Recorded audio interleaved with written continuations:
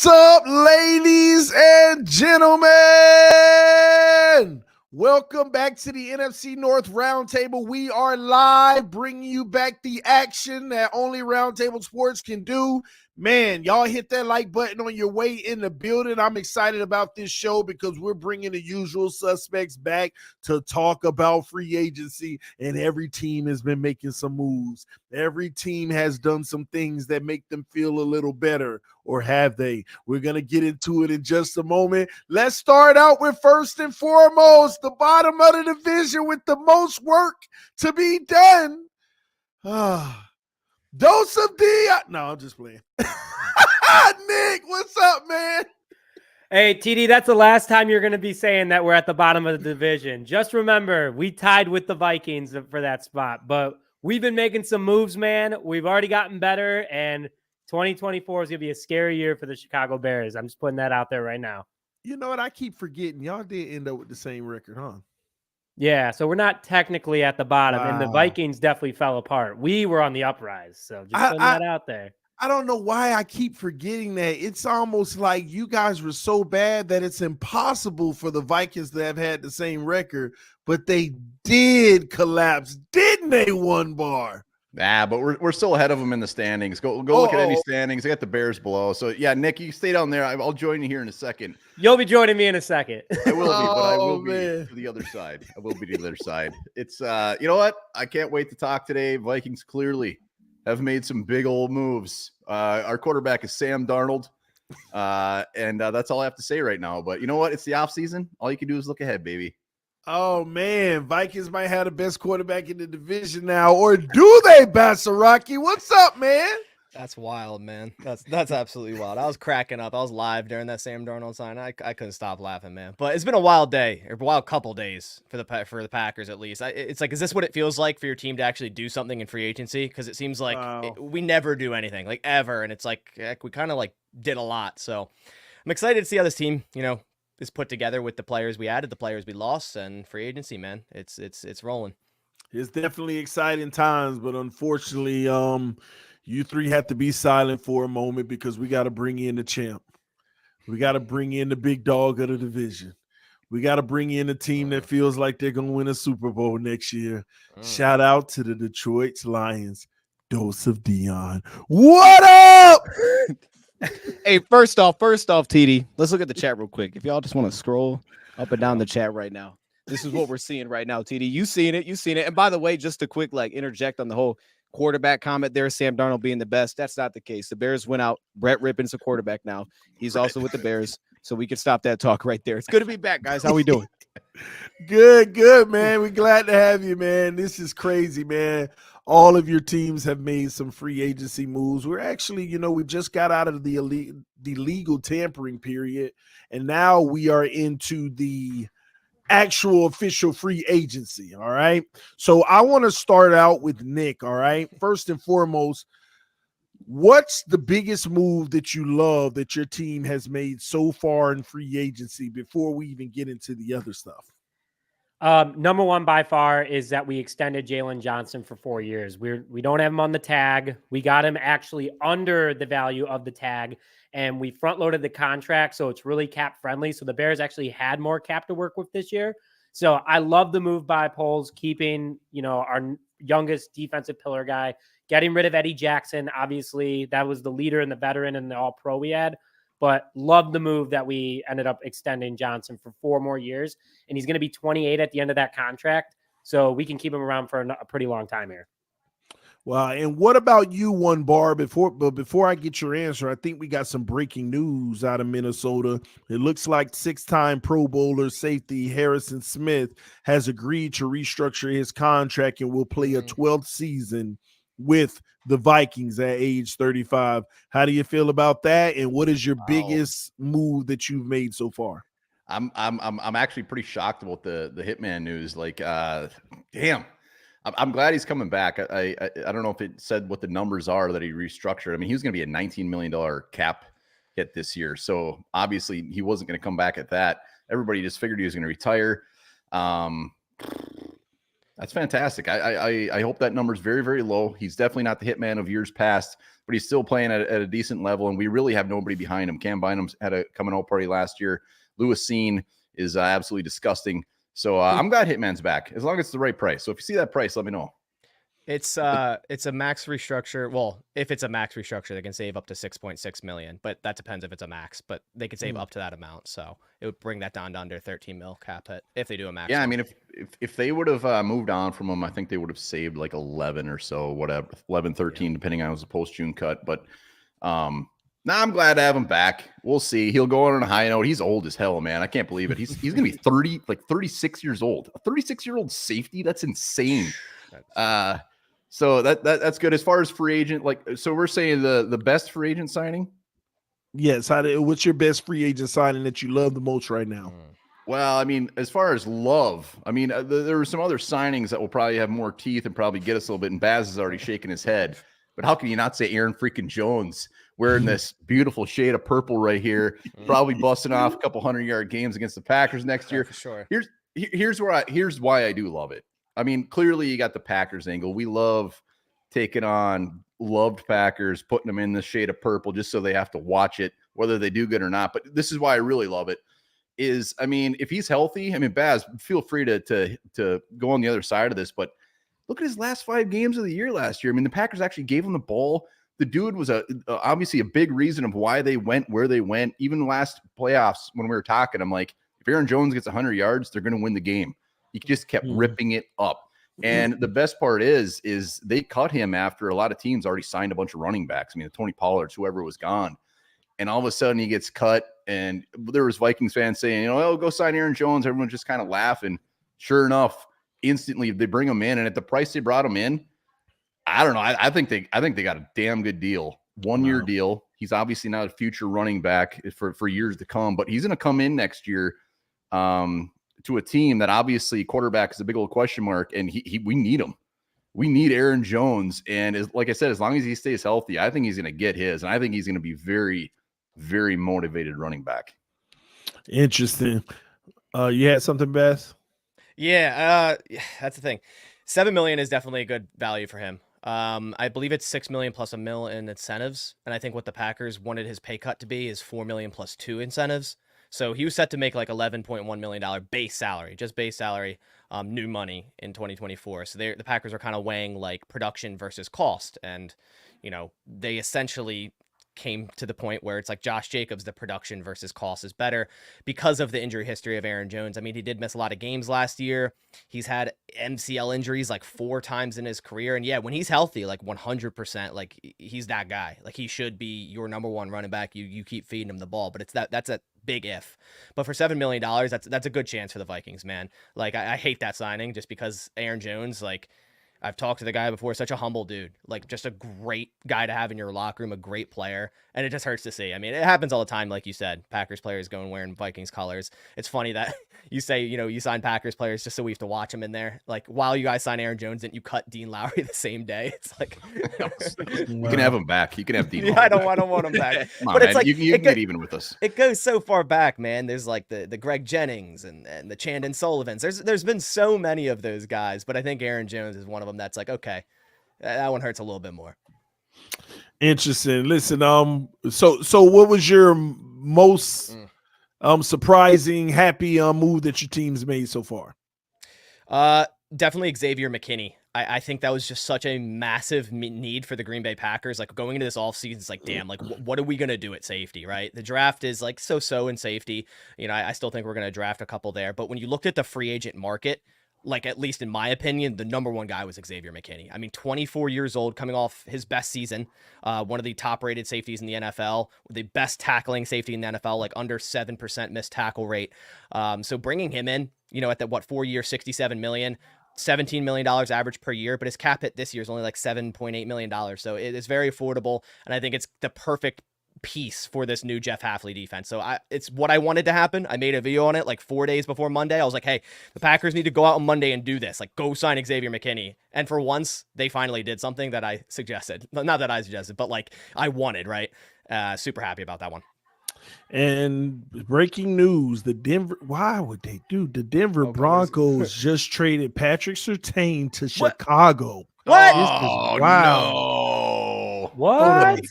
Sure the hell it wasn't for Justin Fields. Wait, Nick, you hear this? Ian Rappaport just reported blockbuster deal with the sirens on the tweet. What? Oh no, my bad, Nick. I was having a daydream. My bad, bro. It didn't happen. Dude, you just got him, Don't do bro. that. I'm out. See you guys later. It sounds like such a Broncos move, dude. Nick I have Twitter in front of me, and I'm like, no, he didn't. And I'm on Ian Rappaport, like pressing like refresh. I'm like, what are you talking about? And Harrison Smith probably didn't restructure. No, he did. No, he did. Oh, the Harrison Smith did restructure. No, he did. It's all right, Nick. I was trying to get a little hope, I man. hope Lions lose every game this year. God dang it. Oh, I haven't seen man. TD My in bad, 3 Nick, weeks. I haven't seen TD in 3 weeks. He just comes in swinging on me. He's already picking on me, and it's a brand new season. No, let me tell you the funniest part about that. I'm sitting here the whole time like, which one of these guys am I about to get with this Patrick Surtain? And I was literally about to get Bass, and then he talked about we bring in the safety and big money. I'm like, no, that ain't gonna work on him. You should have said like to Dion or something, man. Like I was don't thinking know. about it. I thought about it. Pick on the champ. I'm at the bottom right now. Get out of here. I was an easy target. Oh man. Listen, sorry, ladies and gentlemen, if we gave you a little bit of a heart panic and excitement, but Chicago's still down in the basement. It's okay. All right. No. All right, man. Dion, talk to us. Let us know what moves you loved. What's the number one move the Lions have made so far that you love? Yeah, man, I would say, I'll say first off, for me, I'm a little bit surprised by the last couple of answers that we got. I thought for sure Bass was going to say bringing back Corey Ballantyne was like that. Yeah, move. So special team god. Yep. When you brought up Xavier McKinney, I was like, I don't know where we're going with this. No, it's actually Tyler Davis, the tight end, bringing him back. No, I mean, for me, Laird, like, obviously it hasn't been a ton of moves, but I do like the most. I like the Amik Robertson one. And it's I think when you have a move, kind of like Bass pointed out, and I think we can all relate to this, when you have a player that's brought in that in the past you were like, I want that guy. Like that guy, you were interested in for some reason. Maybe it was like a pass free agency. Maybe for me, it was the trade deadline. He was someone that I kind of like found. I was like, oh, I like Amik Robertson. And then nothing happened. So then I was like, nothing's going to happen here. And then when they signed him, I was shocked. So for me, it was the guy that I was interested in back at the trade deadline that the Lions actually signed, because it was also kind of like the sense of this whole cornerback room that we're really, and you, this is why you would have got me Pat Surtain, because all the talk's been about the cornerback room. This whole cornerback room is kind of just been cleansed in a way. Like we've completely reset this. And Amik Robertson was the start of that, because it was like, he's not necessarily your starter. He could be, but he's a backup piece. And you're signing this within the first couple of days to a multi-year deal. He can play inside, outside. So for me, I was most excited about that deal. But I mean, I've liked everything that we've done. I think everybody probably agrees with that for the most part. Everybody's probably pretty excited about what's happened, but I've been really excited about how free agency has gone so far. So let's stay here, Dion. You got to tell me what's your most your least favorable move that you think the team has made so far. We've made really 4 signings. So to me, the only thing I could really point to, I don't know if this is fair, but I would say the whole Josh Reynolds situation to me, I'm a little bit like the fact that he's not back yet. Like I think he'll end up getting back. But then when I see Calvin Ridley, before we got on here, was it 4 years, $92 million? No, Nick, no, Nick. You're not thinking. Look, man, Josh Reynolds is the dude that he's got to be back. He's a lion. He fits with Jared Goff. It's just the perfect fit here. So explain that situation for the viewers that don't know what's going on.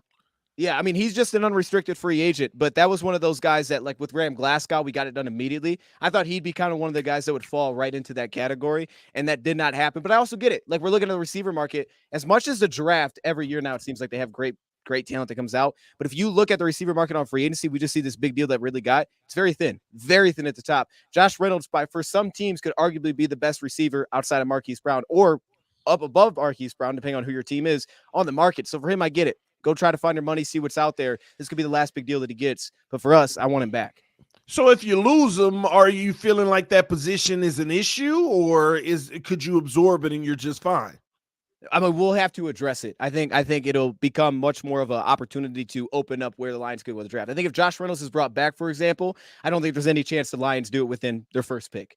But I think if he's not brought back, I'm not going to say that that's where I'd lean and bet that they're going to go receiver first, but I'd say it's a possibility. I'd say it becomes on the table of an option for the Lions that they'd have the option to go that direction, because right now it'd be J-Mo and St. Brown leading the way. Well, one more question on Reynolds. Given the deal that you just saw, the massive Calvin Ridley deal, what is Reynolds' market? How much do you think a contract is going to look like for him, comparing it to a Calvin Ridley's money? Yeah, like, I mean, coming in, I thought it'd be somewhere around like $7 million per year, and then someone asked me $8 million per year, and I was like, I thought about it for a second. I was like, you're probably right. It probably does push a little bit higher. The thing that Josh, I think, has working against him is I don't think you can view him as that he could be a number one. Ridley can legitimately be a number one. We saw the production there. You can buy into that. Josh Reynolds, you're not getting that, but at the same time, you know exactly what you are getting. So if you're just looking for a solid outside wide receiver that you can consider like your number 2 receiver, that's what he is. So I think he could push higher than that original number just because of where the market's at. Cap went up. Probably, I would say $10 million per year at least is kind of where I'm at right now. You don't think the number 2 wide receivers are starting to get into the low teens? In terms of like who's been recently signed? 13 million, 14 million. Well, we saw what Darnell Mooney, I think, went for like 13 a year, right? And Josh Reynolds, I mean, that's what I'm saying. So Josh Reynolds, I mean, you could view that there's more upside with Mooney, but at the same time, Josh Reynolds, especially recently, he's been much more productive. So it's all about how that number is going to be set up. But if you just base it on that alone, it's like, yeah, Josh Reynolds, he should be getting paid a pretty good amount because he's consistent. Sure, this cap thing is getting crazy. Also, I gotta chime in real quick because I do want Reynolds to come to the Bears potentially because he's 6'3", 200 pounds. Like he's a big body wide receiver that also stretches the field. And Mooney's 5'11", 180 pounds, and he got 13 million. So that's the one thing is that I don't know if we'd be able to even afford him. If that makes you feel better, Dion, but Poles has his ways, so I don't know. I still think if y'all can't afford him, I don't know if we can. I mean, you guys just got Pat Surtain. I mean, I don't know if we can do it if y'all can. Hey. Well, Dion, breaking news: the Lions got Patrick Surtain. No.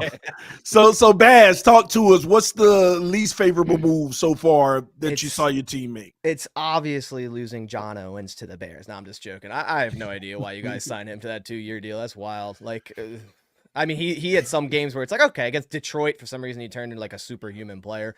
But outside of that, John Owens, I'm interested to see how that goes for you. I'll get into that in a sec. Yeah. I thought it was I'm looking at his contract, 2-year, $4.5 million. I thought it was good for a guy who had 84 tackles last year. Yeah, it's just kind of like he's kind of just like there. Like it's not like he's going up to make a tackle. He's kind of just there at the end of it after 2 other people missed a tackle. I don't know. He's all right. It's just I just wanted to mess with you for a second. PR move for Simone Miles. It's terrible, right? Like Ian Rappaport's tweeting about his wife or whatever when he gets signed. Like the guy gets no credit. Like he gets no credit. I felt bad for him. Yeah, he gets. When I did my video on him, I didn't mention her till the very end. I was like, "This is." I appreciate that. Is his deal. Yeah, for sure. My bad. No, you're good. I kind of wanted you to chime in on that. In all seriousness, it's obviously Aaron Jones. The 2 other moves the Packers made, releasing Bakhtiari and Devondre Campbell. Some might be upset at that. I saw those coming. Especially Bakhtiari, is just a matter of when. And then Devondre Campbell, I've been predicting him being cut like for 2 months now. So they're 2 easy cap moves. Where the one that is obviously a shocker is Aaron Jones. But I'll say this, Aaron Jones, 29 years old, turning 30. They had him take a pay cut last year. They're asking for another pay cut again. His agent is Drew Rosenhaus. I'm surprised they even got him to take 1 pay cut to begin with. So he was due $17 million cap hit for 2024. I figured that was going to change, and whether that would be a pay cut or a restructure. But it's not like a crazy shock. And the fact that they went out and signed Jacobs first makes me feel a lot better about it, right? A 26-year-old running back, sure had a down 2023 year, but that Raiders offensive line was like one of the worst in the NFL. If you watch that film, I mean, no one would be able to run behind it. But in terms of like the past, 4 seasons since 2019, Josh Jacobs is one of the better running backs in the league. He can go catch the ball. So I'm happy that at least they like replace that rather than just getting rid of Aaron Jones because he wouldn't accept this massive pay cut. And they're just like, go sign like someone like a J.K. Dobbins. Like I wouldn't be happy with that. But the fact that they, over the weekend, went and got that done. But obviously, I'd say the biggest loss or the most shocking one or hurtful one is definitely Aaron Jones, just because you love the guy as a dude, not only just a player. So do you feel like you upgraded or downgraded at the position at this point? I think it really depends, like how he's going to mesh with this team, right? Like Aaron Jones is kind of like the do-it-all type of guy, but Jacobs can be used in the pass game as well. In terms of like value, I think they did upgrade just because Jacobs is 26. We know the shelf life of running backs is so short, and for them to even make it to 29 is rare. So the fact that Aaron Jones, turning 30 years old in the middle of this season, that would have definitely been his last year. Like 2024 would have been his last year. Then what do you go from? Do you draft a guy this draft and then you have to start a new guy next year? Josh Jacobs, like, yeah, it's a 4-year deal, but it's basically a 2-year deal with option 3, option 4. Like, the Packers can easily get out. It's like the same exact deal they gave Aaron Jones. So in year 2 and year 3, they can ask for pay cuts. And if he doesn't accept it, they can just get out of it and then do the same thing. Repeat. Running back's a revolving door. So I do think they upgraded a little bit there in terms of like talent and future per se. So do you all have, like, how most teams have the Ring of Honor, putting the greats up in the rafters? What is Green Bay's called if they have one? I guess it's kind of like, I mean, they put the names up in Lambeau. I guess it's similar to like a Ring of Honor. I don't know if there's like a different name for it or anything, but they retire their numbers and then put them up. The Hall of Fame. Yeah, I asked because it's Bakhtiari going up. Oh man, that's so hard. Was he 5-time All-Pro? That's hard. I would say so. I would say so just because it's like the last game as a Packer, he flipped off the Bears fans. I think that's like worth it. I would say so. It's so hard though. Like if he didn't tear his ACL, like we'd be talking about Bakhtiari becoming a Hall of Famer in the NFL, right? So, I was just about to ask all 4 of you, is Bakhtiari a Hall of Famer? So you're not thinking after no? That ACL, man. Not after that. Nah, I just don't. If he comes back like this year, signs with like a Jets or something, and just puts together another All-Pro season, then yeah. But if he doesn't come back from this ACL, that's what he's going to be remembered by. Like he's not like Sterling Sharp still's in the Hall of Fame. So there's so many players that should be in the Hall of Fame that aren't, and I don't know.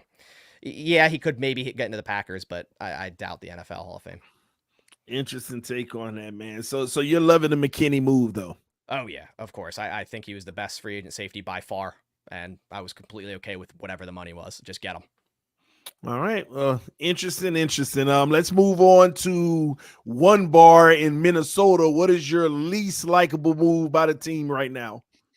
Well, the easy one, and I'm sure we'll talk about that later, is Sam Darnold, but I'm going to shelf that one for now because Kirk Cousins, we knew we were moving on from him. We knew we were going to get some gross-ass quarterback like a Sam Darnold. And Sam Darnold was actually, he was leading up to this weeks ahead. Everyone kept saying, watch Sam Darnold, the Vikings. Watch Sam Darnold, the Vikings. So we were mentally prepared. I'm not worried about that. Clearly, we're going to go get a first-round quarterback. And, Vikings fans this year, it's probably going to be fairly gross. We will see what happens, but we're in that mode right now where it's like, let's see what quarterback we get. Let's see if they hit on him and see what happens. But Sam Darnold, 1-year deal is not the future. When it comes down to it, as far as bridge quarterbacks, I've said this on my show multiple times. It's like, I would rather take a swing on like a Sam Darnold, a former top 5 pick, just for entertainment purposes. We know we're not going to go anywhere probably next year. So why not just see what this dude does? It's going to be fun. I would rather watch him 10 times out of 10 than Nick Mullins trotting out there and just chucking that thing around. So entertainment wise, Sam Darnold, let's go, baby. I anticipate him being on the bench by week 5, and whatever rookie quarterback we take is probably going to be out there. So Sam Darnold, it'll be very short lived. But my least favorite move, to answer your question, is Danielle Hunter, and he's another guy that we figured was gone. But for what he went for, that's when it hit. Like, damn. We could have shelled that out. And you're seeing reports like, hey, he's from there. Maybe went a little bit lower, but $48 million guaranteed for 2 years. He was talking upper 20s at the point. And for that, I would have loved to try to get him back, finish his career here. He's still on the top of his game. We definitely signed some very good edge rushers as well, so it made me feel a little bit better. But I wish that contract would have been not a lot more, just a little bit more to make it feel a little bit better. So Danielle Hunter was the biggest one. Maybe he just wanted to go home. You never know in that regards. But my understanding about Sam Darnold, word on the street is he's trying to have a Baker Mayfield moment. Well, yeah, I would like to be tan with blonde hair too. So good luck with that. Here's the thing with Sam Darnold. I'm not saying the Vikings are just bringing him in just to be like, dude, go run around out there until a rookie quarterback. 10% of them have to be thinking like, hey, who knows? Maybe you'll strike lightning in a bottle, but it ain't going to happen. I mean, he is coming into a situation where Nick Mullins is thrown for 400 plus yards. You got Justin Jefferson, Addison, Hockenson, whenever he gets back. Now we got an actual running game if they run the ball with Aaron Jones. So he's coming into a good situation. But if Vikings fans are out there thinking that Sam Darnold is going to be the next Baker Mayfield and just come in and all of a sudden light it up, that's a little delusional in my world. That's the funnest part about bringing him in is you never know. But I'm not seeing that. But he will have one of the best weapons in all of the NFL in Justin Jefferson, or will he? What's the latest on Jefferson right now? Well, you keep seeing all these Bengals tweets. Trade him to the Bengals. The Bengals want him trade him, but I mean, everybody's just shooting that thing down. There's no way in hell they trade him. No way. I can't see it. No way, no how. What I keep saying is like, let him sign his big contract. He'll get his contract. He'll be the highest paid non-quarterback, whatever that ends up being. I mean, seeing what Calvin Ridley and freaking some of these other receivers are getting, it appears he might make $100 million a year. But whatever it is, sign him. And then in 2 years, when he comes back to us saying he wants a raise because whoever got this, then we'll talk about trading him. But we're not trading him. No way. 0%.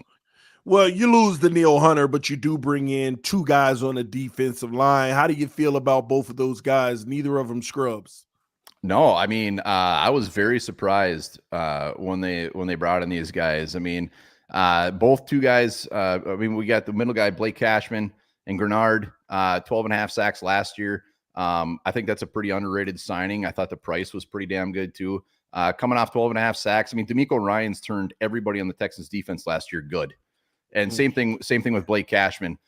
So Grenard, I think he's got a very high ceiling. He's definitely not going to replace a Danielle Hunter, but I think he'll be good enough for sure to make us feel better. But Van Ginkel, TD, you know Van Ginkel very well. I look forward to hearing your thoughts. But Van Ginkel, man, I don't know. I like this one a lot. I think everything you see about him, everything you read about him, very well-rounded, good against the run, can get to the quarterback, good in coverage. I don't see him coming in and being a superstar by any means, but I see him being a very solid player. It seems like in Miami, where he was with Flores for 3 years, it seems like he was kind of always the next man up. He saw a lot of action, but he was always kind of behind some of those bigger boys that you guys had. But when he had a chance, 6.5 sacks last year, I think he's going to be a fan favorite. So Van Ginkel, I like that. I like that signing. 6.5 sacks and only 11 starts. And remember, he wasn't on the field primarily, like 40% of the snaps. Second highest rated at the position in all the NFL with a 91.2 PFF. What people don't understand is just an opportunity thing. You got a first round pick in Miami and Jalen Phillips. You're not going to start him over him. You bring in Bradley Chubb. You're not going to start him over him. I think he gets his shot this time. You know, he's the type of guy, and you know what Flores loves to run. You know that pressure package. Van Ginkel's that smaller guy, but he's everywhere. He's pesky. He's all over the field. Believe it or not, I'm going to give him a big endorsement, one bar back with Flores. He's actually going to break out as a star. You know, you said that he's probably not going to be a star, but now he's going to get the playing time for the first time, not having to sit behind everyone. Flores is going to find a way to have him on the field, and instead of 40% of the snaps, you're going to see 60 to 70, and you're going to see maybe a 10-sack season for him at a cheap price, man. That's the big knock. That's the only reason I'm unhappy with Miami on that move. 2 years, $20 million. And you go get Shaq Barrett, who's on his way down for a similar price. You should have kept the young guy, Van Ginkel. But I think it's more of he wanted to come home. You know, his wife, not him home, but his wife is from Minnesota and reuniting with Flores. You know, this is a Flores move. Go get my guy. And he got his guy. Okay. Congrats to Van Ginkel, though, because I'll say this. Flores, his first year in Miami, when they purged the entire Dolphin defense, he got a whole roster of nobodies. And he had those guys in the last 7 games of the season balling out. Van Ginkel was one of the 4 standout players. And from there, look at what his career is doing now. A whole bunch of undrafted 5th, 6th, and 7th round guys and undrafted. So you got one. You got one bar. You got one. But we'll see how that all works out because it's still going to depend on the quarterback. All right. All right. So moving along, Chicago Bears. What is the move that you don't like outside of not going to get Surtain? The move that I'm not really, I wouldn't say not a fan of, but I think we could have gotten for cheaper is the trade for Ryan Bates from Buffalo. I wasn't really a fan of that because it's a 5th round pick. Now the Bears only have 5 picks at the moment. Not saying they're not going to trade back the 1 or the 9. I hope they trade back both, to be honest with you, and get a ton of picks. But Bates has a $4.5 million cap hit, and at the moment he's a second string guy, so he's making $4.5 million to sit on the bench unless they make him center. So wasn't a huge fan of that move just because you're losing draft capital and the cap hit. But other than that, I'm looking at the list of guys that we brought in, and the other one that I'm kind of shocked by, I know Bass and I were talking about it before, but Jonathan Owens made $1.1 million last year with Green Bay. And with Chicago this upcoming year, he's making almost $2.5 million. So they paid him a decent chunk of money. I don't know. That was Ryan Bates is definitely the one that I don't like a lot. I do like the overall moves, though. I mean, the Bears have made a ton of moves, a lot of depth signings, which is great. Something that the team definitely needed. But yeah, the Ryan Bates trade, I kind of was scratching my head a little bit. Unless they make him starting center, then it makes sense. But that's about it. Well, let me say this. Let me ask you this, because this is what everybody wants to know that's going on in Chicago. There's this notion that they're doing their due diligence, and that's why Fields is not gone right now. What's really happening? Is his market like dead, or are they really just waiting? You know, who knows? I don't even, you go back and forth and you see, like, were these trade rumors even true this past season? Because Ian Rappaport literally said one, and then the next day comes on and said, actually, that's not true. Like his sources weren't accurate. So overall, I think what they're doing is Poles likes Fields. He's come out publicly and said, like, I like Justin Fields. Kevin Warren, CEO, has come out and said he likes Justin Fields. He thinks he's a great athlete. He's excited to see what he does next. They worded it to make it sound like in case they do trade him, they're wishing him the best. But overall, his trade value, the Raiders obviously is a big possibility for him. Luke Getsy went there. That was his offensive coordinator the last couple of years. They just got rid of Jimmy Garoppolo. I don't think it's dead. I think that it's definitely become less, but I don't even know if the Bears have been really even shopping him, to be honest. There's so many different stories. No one knows what's true. I think that they're obviously going to do their due diligence. Like, I think that they're going to go and check out Caleb Williams. They're going to go check out Bo Nix and Drake May and all these other guys. But the thing is that Fields is on this roster right now. It's not like he's gone. It's not like he's looking for a job. So Poles and company is in a great position that they can go and look at Caleb Williams and then make that final decision. They don't have to make that decision right now. It's not like they're going out and trying to get a free agent like a couple years ago when Andy Dalton was our best option. Like, no, they literally have the number one overall opportunity to get a top quarterback. They can trade back if they want. They can keep Fields if they want. Overall, and nothing's confirmed. Like, I see in the chat right now, a lot of people are like, bro, you're drafting Williams at number 1. Nothing's confirmed. Like, absolutely nothing is confirmed right now. So, I mean, until it's confirmed, Justin Fields is the quarterback of the Chicago Bears, whatever that may mean. So what do you think, though, Nick? Are you under this belief that Fields is going to stay in Chicago, or what's your gut? I mean, think about it. The last 6 games that he started in, they were 4-2. And yes, what the losses were to the big loss was to the Green Bay Packers. I don't blame him for the Cleveland Browns loss. I mean, like, the defense fell apart at the end. So he was 4-2. He was doing a lot better on the field. He was playing through an injury practically. You have a quarterback that the entire locker room's behind. He's had one wide receiver his entire career in DJ Moore, and he has 1,300 yards.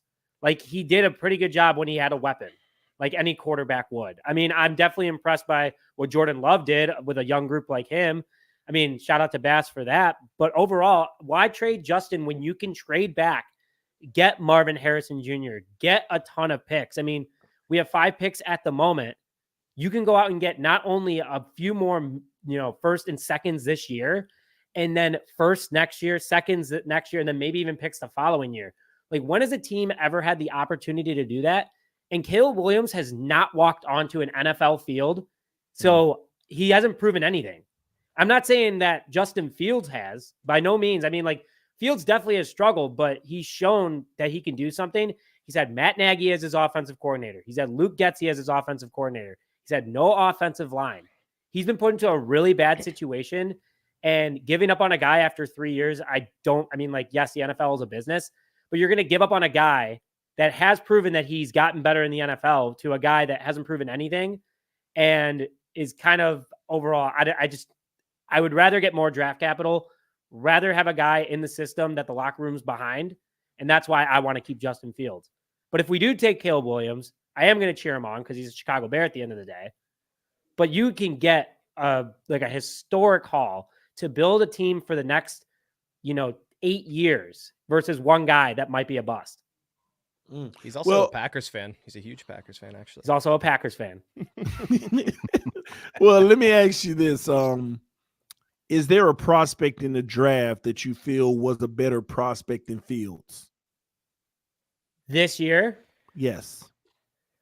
From a quarterback position, I don't know, because none of them have walked on a field. I mean, taking the NFL out of it, we mean prospect in college with the guys coming out now, and Fields, his college as a college prospect. Any of these guys that you feel you would have looked at as a better prospect? Okay, so right now I'm looking up Fields' stats from college, and his 2019 season, 3,300 yards, 41 touchdowns, 3 interceptions. That's what Bo Nix did with Oregon last year. In 2020, he got hurt for a little bit, so he played in 8 games, 2,100 yards, 22 touchdowns, 6 interceptions. And, you go and look at Caleb Williams' stats. His last year was obviously better for him at USC, and his second year was better at USC. Looking at his numbers, he had 4,500 passing yards. So, yeah, he had more passing yards, but he had almost the same amount of touchdowns as Fields his second year, his first year at USC. More interceptions, a worse QBR. On paper, looking at it, Williams just had more passing stats, more passing yards. But Fields was just as good of a prospect, or almost as good of a prospect as Caleb Williams. The thing is different is that Caleb Williams last year only had 142 rushing yards. Yes, he had 11 touchdowns, but then the year before he had 382 rushing yards. You look at Fields, 500 rushing yards in 2019, 10 touchdowns. Almost 400 in 2020 with 5 touchdowns. So if you compare the stats, they're very similar. That's what I'm saying. It's just so tough, Nick, because what does it matter anyway if the front office and the head coach isn't setting either guy up for success potentially? It's just a tough situation to be in, man. Well, let's play a quick game, guys. And I want to start with Dion. Who's winning free agency in this division? Okay, we know the answer to this one. Hey, we're not saying who's the best team now. I hear you. Who's winning free agency? Look, I was TD, while people were talking, I was thinking to myself, I'm like, who does free agency do I like the best of the other 3 here? And you know what? It was Minnesota. Obviously, they got Van Ginkel, which makes me sad. But I really like the fits to that defense because, yes, he brought up Jonathan Greenard's now in the mix there. Blake Cashman, who's a big blitzing linebacker. That aggressive style of defense, like you filled up with front 7 pieces that fit that perfectly. But we're talking about who had the best so far. Here's what we got to do, TD. We got to take a step back, TD. TD, you ever seen a team win a Super Bowl? And what month we at, TD? You ever seen a team win a Super Bowl then? No. All right, TD. So here's what's got to happen, right? We can't win the division now. We can't do Super Bowl now. We have to look at the process. And the process over the last 2 years has yielded beautiful results for the Detroit Lions. And what I love about this, TD, is that as the cap goes up, and the hype goes up and like, oh, dang, 60 mil. We're about to go crazy. And we sit back and we're like, oh, no, we're not going crazy. We're doing the exact same thing we've done the last 2 years. The only difference is we got some tweaks, though. We'll give a little bit of a higher 1-year deal. We'll move it up a little bit. We'll make a little trade for a corner. But we're not going to get away from who we are and how we built this thing since day one. So, to me, I would say the Lions because they stuck to who they are. This thing could have got ugly real fast with money. When you start reaching, you start spending. You start just bringing in everybody because you have an opportunity to do so. And you were like, we're that close. What if we go get this guy? Stick to who you are. And that tells me they believe that they're going to do what they do. They believe in themselves that they're going to draft the pieces. They're going to draft their core pieces. They've allowed themselves to have cap space in the future by giving out 1-year deals to extend everybody. Because from now on, every single year, TD, the talk is going to be how they're going to pay St. Brown, Penei Sewell, Jared Goff. It's going to be a talk every year because every draft that comes up. We draft too well for that not to be the case. So we've had the best one so far. Haven't had a miss to this point. And we hit our biggest need, cornerback. And guess what, though? There's more to come, guys. And this is what everybody's excited about. I know this is why we all want to jump on here. Tomorrow, DJ Reader is going to be officially a Lion. So it's just it's going to be amazing. It's all going to come together. It's going to be an amazing show, TD. We might have to do a quick little show over here, too. It's going to all come together. So it's definitely, we got to project a little bit. It's the Lions, though. But I like what the Vikings have done. Throw that in. Baz, who's winning free agency in this division right now? Dion, you said Super Bowls aren't won right now. So well, okay. When do you win Super Bowls? Or let me do you one better. When do you appear in a Super Bowl? When do the Lions ever appear in a Super Bowl? Bass, shots fired. I'll be honest with you, Bass. I'll be honest with you. When I said that, I was like, I probably shouldn't have said that. I was like, I know exactly what's coming as soon as I said that. So I try to like move off of that immediately. But I said it. But the truth is, you can't win a Super Bowl now. You can't. But you can't win the division either. And this team is the reigning division champ. I might have to change my name, TD. I mean, does Dion 2.0 just say doing it? You guys do your thing. I'm going to update my name. Run it for the next 10 months. You can have it for about 10 months. Oh, wow. And then we'll see. Outside of the obvious answer, I would say Green Bay, just because I think they got younger and they filled some holes. Like I agree with Dion with the Vikings. As much as I hate it, because I think they really loaded up on defense, and then of course Aaron Jones. Like one of their biggest things last year was like, how are they going to establish a running game at all? And I think even if your offense isn't really set up to run really well, sometimes you can just kind of give Aaron Jones the ball and just watch him make a play. Like there was times our offensive line, like horrible run blocking, but Aaron Jones would somehow sneak out of it and still gain like a ton of yards or have a 100-yard game, right? So I think he can do the same in Minnesota. But yeah, outside of that, I think it's the Green Bay Packers. And I think, a lot of people are saying, oh, it's the Vikings North. It's the Vikings North. Like, it's going to be a lot closer than you think. And I think the Packers right now are set up to take back the North.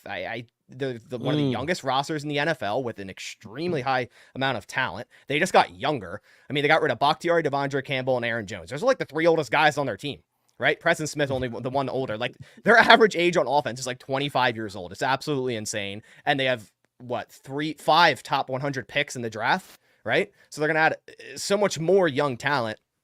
But in terms of like free agency, I think it's the Packers. Re-signed Keyshawn Nixon. Dion, you joked about Ballantyne earlier, but he's actually a very solid special teamer and depth corner, which we need. So I'm happy on that. Josh Jacobs, everyone goes, 4 years, $48 million, overpaid. His cap hit this year, $5.3 million. Don't want to hear it. Oh, Xavier McKinney, overpaid. Cap hit this year, $7.8 million. I don't want to hear it. Like people see these APYs and they freak out and they're like, oh my God, $17 million average per year. Look at the guaranteed money, take a step back, look at the guaranteed money, and then acknowledge what that deal looks like on cap in terms of the year. The Packers made 2 really good deals there with 2, positions of need once Aaron Jones was released, right? They lost Darnell Savage to the Jags. Don't care. They lost John Runyon to the Giants, $10 million, absolutely ridiculous. I evaluated him at like $5 to $6 million. I was shocked. So, I think the Packers, man. I think the Packers had the best free agency so far because they made some really quality moves that they needed at positions of need. And this is what I'm trying to understand. Dion changed his name here. Look at it. I see. It's all the way across the stream. Champion. I came in with that name. Actually, it just did it for me. I just joined it and it just came in up with that. It's like here. Oh. I have a quick question for Bass because I'm very curious about this. I just want to know what's the offensive line outlook. Because I see that you guys cut your left tackle and then John Runyon left. Do you have answers on the roster right now, or is that a draft thing? Sort of. It's kind of So Rasheed Walker, I think, is the answer at left tackle. I could totally see the Packers going out and drafting a Graham Barton round 1, like 100%, because that guy can play center, guard, and tackle, like anywhere you need him. Left guard, lockdown, Elton Jenkins. Center, Josh Myers, right? If you could upgrade it, you could go out and get like a Zach Frazier in round 2. I'd say you'd do it. Right guard's a big question mark. It was where John Runyon was, but he was already splitting snaps with Sean Ryan. He was our 3rd round pick from 2 years ago, UCLA. Is he the answer? Probably not. Who knows? He had some good tape. He had some horrible tape. So we just really got to see how he steps up into this year. But there's going to be competition there. There's definitely going to be competition, whether that is Graham Barton or Christian Haynes or Cooper Beebe out of this draft. And then right tackle, definitely locked down with Zach Tom. I mean, that guy's going to be all pro this year. Book it. I mean, he's going against some of the best edges last year and shut down almost every single one.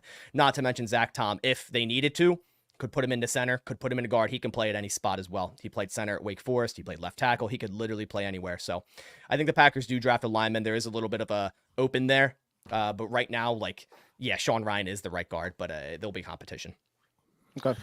Well, listen, man, I'm trying to understand this because Dion and Bass giving Minnesota some free agency love, but one bar is like, we're not gonna be competitive this year. What's up with that? Come on, bro. I mean, they fear it. They're fearing you guys right now. I'm not fearing Sam Darnold. Not a chance. You will never hear me say those words. You will never hear me in a million years say those words. There's a difference to like actually competing next year and like setting yourself up to compete maybe in 2 years. And I think all the moves they made in this offseason, the Kwesi, the GM, loves signing guys that are like 25 coming off that rookie contract and taking a swing at these guys. And he signed 3 guys that are coming off their best season as a pro. We look at Van Ginkel, best season. Blake Cashman, best season. Grenard, best season.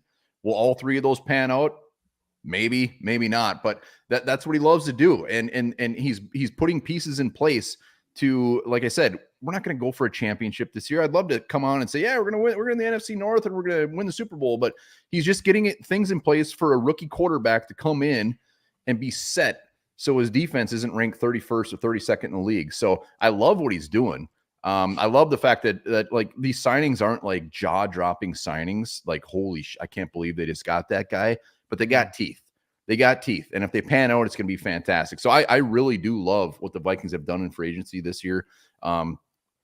Ask me, like I said, May 1st about a quarterback and see what we got going on there. I'm all for them giving up the house and going up there and getting one of those big boys. I hope they do it. It's time. You got to take a swing. Let's make it happen. I love the fact that we brought in Aaron Jones. But I'm not going to say the Vikings have the best free agency just because I want to mix it up a little bit. But I do love it. One thing I'll say is like with Dion, with the Lions, I mean, they're playing a little bit safe. Like you said, you're setting it up for some of those contracts in the future, but I was terrified that they were going to get Danielle Hunter. Like just add that one big old piece to get him over the hump. Like just add that superstar, like take a very, very good team and just make it better and just go for it next year. Like I thought they were going to do some sort of move like that. And maybe it's the DJ Reader move. But they did hit up the cornerback very well. Davis, I love Roberts. I wanted that dude out of the draft so damn bad. And same thing with the Bears. I mean, I know the Bears, Nick, I mean, I don't think they're really going to be competing for any sort of Super Bowl next year, but I thought they were going to go out and make some big ass splashy moves. The Lions and the Bears were 2 teams I was actually scared that we're going to get Danielle Hunter and have to see him twice a year. So I'm surprised the Bears didn't take some of that big old cheddar that they got and just and put it in some bigger names. But whatever. But I gotta do the Packers, and it's so mostly because Xavier McKinney. I love that guy. I think he's going to be a fantastic player for the Packers. I think he's going to be a game changer. Josh Jacobs, Aaron Jones. I mean, yeah, Jacobs is definitely a very good running back. And in everything you see about that contract, it sounds like it's, I mean, Baz, hit me up if I'm wrong, but it sounds like it's more of a 1-year prove-it deal. Like, see what he could bring. And if it doesn't work, it's not like they're losing their house by any means. So Jacobs will be a very good player. I love one thing I didn't mention. The good thing about Aaron Jones coming to the Vikings is he tore us a new one every damn time. So we don't have to see that anymore. So that's good. And hopefully we can shut down Josh Jacobs. But I got to give it to the Packers. Love the McKinney signing. Loved it so damn bad. I wanted him to be a Viking. I knew it wasn't going to happen, but very, very solid signing. So I'll give it to the Pack. So you're giving the Packers the best free agency so far? Yes, I am. Interesting. All right. All right, Nick, take it away. Who's winning free agency right now? Obviously the Bears. That's just what I'm going to put out there. I know everyone's like, "Oh, here he goes." I think every team has done a good job, and that's what makes the NFC North so exciting. Like, we were one of the toughest divisions in football last year. Like, the bottom of the pack, the Vikings. I mean, I don't know why everyone puts them above the Bears, but it is what it is. We both had 7 wins. Like, that's pretty darn impressive. And every team went out and made a move. Like, honestly, I was a big Josh Jacobs guy. I was like, you know what? I would love to see him come to the Bears. He went to the Packers, but also I was even more ecstatic for the price that we got DeAndre Swift for versus Josh Jacobs. More guaranteed money, just by the way. Yeah, I know that a lot of it was guaranteed money, but I really like the overall move because DeAndre Swift is a guy that knows the North. You know, he played for the Lions for a while. Also, he's everything that the Bears have been missing at the running back position for the last couple of years. And we signed him to a 3-year deal. A lot of people don't know, though, that 3rd year is an option. So if it doesn't work out for Chicago, I thought it was a really smart contract build by Ryan Poles. Just to kind of start things off there, we went out and we kept Jaylon Johnson. That's huge right there. That's one of the best defensive backs in football at the moment. We went out in a low-key signing that I was really pumped about, though, was Kevin Byard, the safety from the Titans that also played for the Eagles last year. He's a 2-time All-Pro, and we got him for a 2-year, $15 million contract, 100-plus tackles per year for the last 4 years. Really good player to replace Eddie Jackson, where a huge problem that the Bears have had in the past is tackling at the safety position. So we kind of upgraded there, in my opinion. Got him for a cheap contract, too. And then also Jonathan Owens, I don't like his contract. I think we overpaid him a little bit, but I also like that our second string guy almost had back-to-back 100 tackle seasons. So Ryan Poles has done a really good job at building this roster to have depth, because when we played last year and guys got hurt, we were just bringing up practice squad guys that couldn't do anything. And our second string was practice squad guys pretty much anywhere else. The Gerald Everett signing was also huge for Chicago. He's the number 2 tight end over the last 2 seasons in breaking tackles. His drop percentage is super low. He catches 76% of his passes thrown at him. So that was a huge problem we had with Tunyon last year and Mercedes Lewis. So that was an upgrade there at TE2. Going back to DeAndre Swift real quick, 1,000-yard running back, got him on a good contract. I like what he can do. He doesn't have to worry about the tush push anymore. So I think if he was in an actual offense that runs the ball, I think he would add more stats. And we signed some pretty decent backup linemen. I said I didn't like the Ryan Bates move, but I also like the Ryan Bates move. And then Matt Pryor, who played for the Niners last year, really good overall backup tackle for us. He can play any position minus center. So I think Poles is doing a good job at addressing depth with what his team didn't have. We have a lot of guys that are developing still, that they want the Bears to play and become starters. I do wish so, and I'm agreeing with everyone. I wish we would have got a guy like Danielle Hunter, but at the same time, we are low-key strapped for cash. We have to put $14 million aside for our rookies. That's a ton of money right there. And after that, I actually was just going through our cap at the moment. Bears will only have maybe $19 million at the moment to go out and spend. So they're being smart about it. They probably are going to get some more draft picks. They'd rather build through the draft anyway. And I always look at free agency that you build depth, and then free agency is win now moves. One bar, I agree with you. We're not in win now mode, but we are building for the future. So I think Poles is doing a really good job building this team the correct way. And Bears fans aren't used to that. We're used to just, hey, we have a lot of cap this year. Let's go spend it out real quick. If I'm not giving it to Chicago, though, I am giving it to Minnesota. I think with what they've had to deal with, what everything else is wrong there, they've done a really good job at building the team to stay competitive. The Sam Darnold is going to be entertaining. I would like to see, in a way, a Baker Mayfield story for him. But at the same time, I hope it's just because he's on a 1-year contract and then he leaves Minnesota after. Buckle up, so one bar. They're back in this again. Let's go, Darnold. Let's go, baby. Dobbs mania is back. But I really think that the North as a whole did a really good job so far. We're only a couple days into free agency. There's a lot more, and the draft hasn't even happened yet.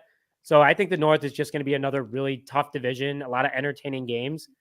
Yeah. And I like that we haven't moved Justin Fields yet, because we are doing our homework before we ship everyone off and then go from there. I trust Poles 100% with what he's doing.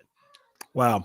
Interesting. 3 Vikings, pretty much endorsements. And I guess 1 Green Bay. So listen, one more question before we get up out of here. And this is going to be the toughest one of the night. We're going to start with Nick and we're going to go back around.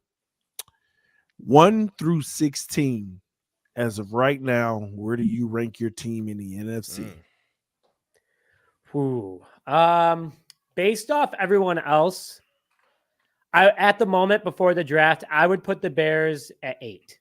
I don't think that they're a top team at the moment. I think they're building, they're learning to win, they're getting better. I think they could sneak into the playoffs this year at the moment, but the team has gotten better. We have better coaching staff. We have better backup players now. Overall, I think I put them at 8 right now. I'll wait till next week to ask you what 8 teams you're ahead of. Okay. That's going to be interesting. I like you. 8th. All right. Just missed the playoffs. Okay. 1 bar, 1 through 16. Where is the Vikings? So the Vikings were at like 9 or 10 last year. Obviously, they just missed the playoffs. Okay. And a lot of that season, I mean, I think we were like 3-6 without Kirk Cousins, somewhere around there. And obviously, we don't have Kirk Cousins this year. We lose Danielle Hunter. They did have some very good pieces on the defense. So this is very tough, not knowing who our quarterback is, aside from Sam Darnold. And maybe he is the quarterback all damn year. But I could sit here and put my purple sunglasses on and drink some purple Kool-Aid and tell you we're going to be like 7th. But I got to be realistic here. I want to do you justice. So I would say the Vikings, realistically, with the weapons we have on offense, we've seen horrible quarterbacks come out there and win games with the weapons we have. We added some very good pieces on defense. So I'll put it at like 10th, 11th, somewhere around there. I mean, I gotta be somewhat realistic, and they will win games they shouldn't, just because of the weapons they have on offense. So do you think the Bears are ahead of you guys now, or Nick is just talking crazy? 8th. He's delusional. That's nuts. I'll see you this year, man. I'll see you this year. No, Nick. I mean, you know, right now the quarterback, we don't know who the quarterback is. Caleb Williams, Justin Fields, whatever. I mean, there's a lot of question marks there, so I'll give them a pass on that one. And they got 2 very early draft picks, so who knows? But I would feel more comfortable with the Vikings right now with Sam Darnold than the Bears. All right, well, Baz, 1 through 16. Where are you guys right now? Where do you feel? I'm very confident, man. I know Deion's gonna freak out, but 2. Oh, and Detroit's not 1. And Detroit's not 1. About to find out. Who's won? Before you go, who's won? You got to give credit to the team that was in the Super Bowl, San Fran. Okay. You got to like that's just and I was gonna put Lions too, but then I was like, well, I have the Packers winning back to North, so they're gonna be 2, right? Like that's how I feel. They're better than the Eagles. The Eagles are gonna have a big downfall in my opinion. The Cowboys, I mean, you could say they're better, but then look what happened in the playoffs. I don't care about that. And then the Rams, the Packers, like in the past 5 years, have always beaten the Rams when it matters. Always have beaten the Rams. Didn't matter. Man. So I got 2, man. I got 2. All right, man. You just said Eagles gonna have a downfall. Me and Deion was like, don't care. Because the Eagles loaded up. Listen, T. I'm from around Philly. I can't stand them. Okay. So no matter what, I'm gonna be biased against them. Can anyone? I might be. Yeah, seriously. Might be wrong, but I don't care. It's just like they disrespect their players, their coaches. Like it's crazy what they did to Doug Peterson. Crazy. I just don't like it. All right, well, Deion, take it away. Where do you have the Lions 1 through 16 NFC? Yeah, the Philly thing was interesting because I'm just thinking of top teams. It's the coordinator thing. So we're still not. They were a mess last year. I'll say this: San Fran got worse, straight up. All right, the free agency's been terrible so far. I mean, their interior defense fine, which was the issue, not better. They added young guys on the outside. Eric Armstead got released. Eric Armstead's missed some time, but they just got worse on that side of the football. So I have no confidence in him. LA Rams, I'm actually interested in because they added Jonah. I don't think Jonah's great, but their offensive line kind of stabilized a little bit there. That's been the issue going back a couple years since that trade happened. So because of that, process elimination, Lions are at 1, and where you got the Packers? Come on. Because of that process of elimination, Lions are at number 1. I'm trying to find who's at number 2 before we get to the Packers. We just haven't got there yet. 2. Let me see. 2 is. Gosh, there's a gap. That's what I'm finding out right now. There's a gap. You got to keep scrolling, huh? It's a gap. You try to look for 2. Might be an old different notebook. I don't even know. Look, man. I'll tell you the way I look at it, man. Look, first off, we're talking about former players. 1 bar, I'm surprised he didn't pick the Lions. We grabbed Marcus Davenport. That was great for you guys last season. Dude, don't even get me started on Marcus Davenport, man. What a waste of money. You might as well just be burning money in the streets for that. 1 game, 0 tackles, 0 sacks. Wow. But no, yeah. I'd put the Lions 1, man, because we really haven't lost anything significant. We got the best drafting GM in football, I believe. And then free agency, I've liked it. So biggest issue was cornerback. I think we started to settle that in. Man, oh man, I can't wait when to DJ see Reader. Sorry, TD, go ahead. We'll see that.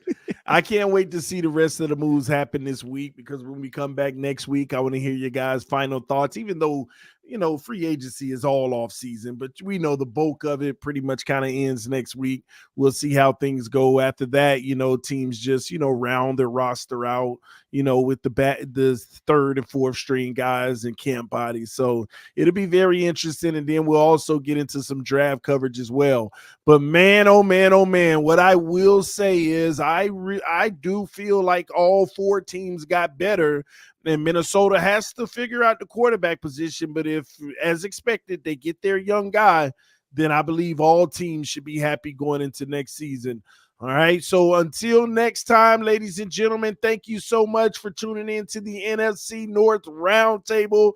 You got Dose of Dion. Make sure you check him out on his platform live all the time, giving you the best coverage out here. Basta Rocky doing his thing as well, giving you the best Green Bay coverage you can find. One bar, know what time it is. They about to have some Sam Darnold love. If you want that coverage, go check him out. And Nick, he's the big mystery guy because they are the ones that everybody's scratching their head. What are you going to do? And we will find out. So go check him out on his channel. Great coverage over there as well. Ladies and gentlemen, thank you for supporting Roundtable Sports in the NFC North Roundtable. Until next time, we love you all. We are out.